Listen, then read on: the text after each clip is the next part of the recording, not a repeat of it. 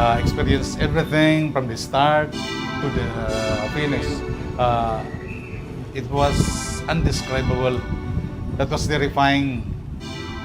We call it makaharadlag, and there was a lot of destruction brought by the wind and the waves and the sea. So How would you describe the wind? What was it? What was the wind like? the wind was so strong, and as I have told the bishop when he asked me about that, it was like what the Bible says, that it was like a beast howling in the wilderness.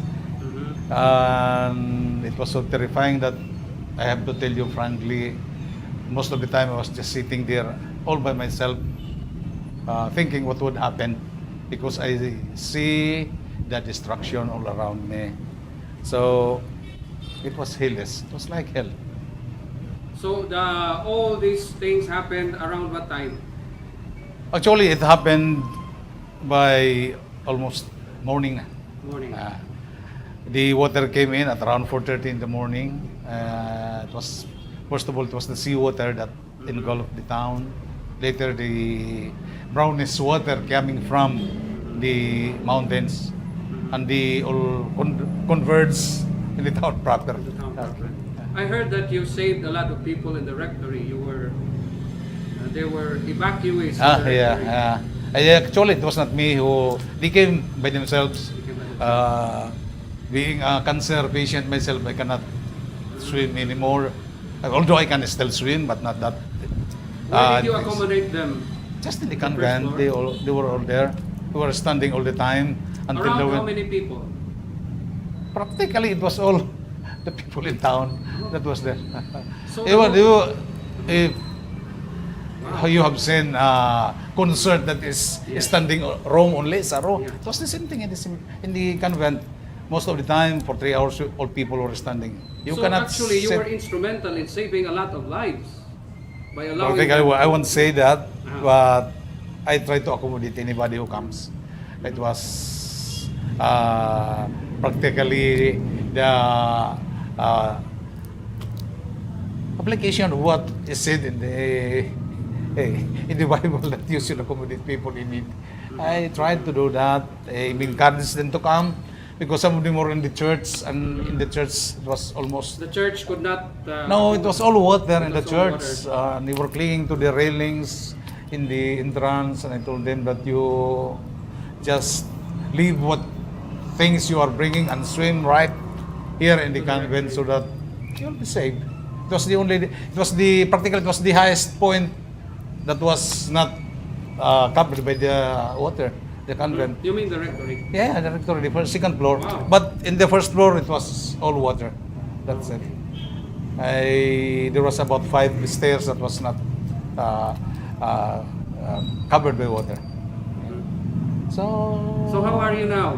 I'm okay. I'm trying to cope up with this. I'm not thinking so much about it. Although I pray a lot. It's the only way.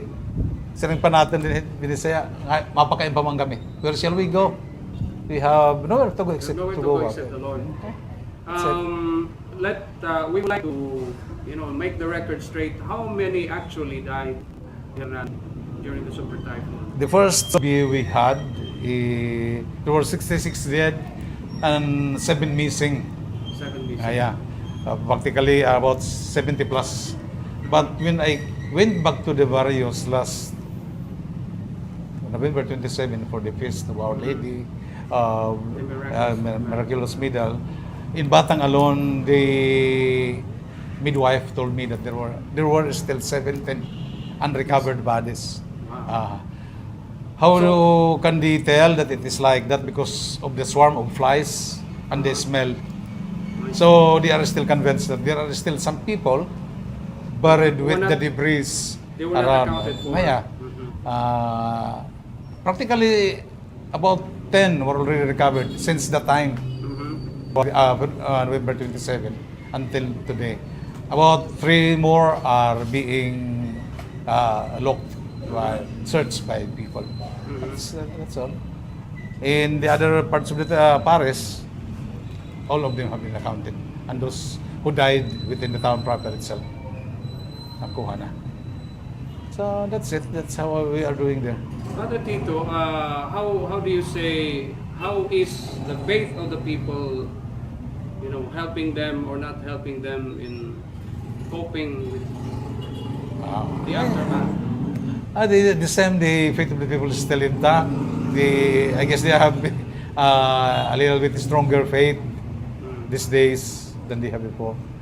I won't say that there is a surge of devotees or churchgoer. Practically, it's the same people, the same faces that I see, but in their faces, it is manifested that they have now a deeper and more convincing faith in what they are doing, especially with their relationship with the Lord, with the church, and with the people. So, that's all. What has it taught you? What do you think has it taught you, the whole experience? The whole experience, the whole thing taught me to be a little bit humble, because I guess this happens because all of us are practically occupied with things that are passing, things that does not pertains more to our faith. So only people who are humble knows how to practice their faith. And even I myself can say that the whole thing made me reflect on who am I as a priest, how I am going to relate with my people, and how I'm going to relate myself with the Lord. So that's all I can say. Thank you very much, Father Tito.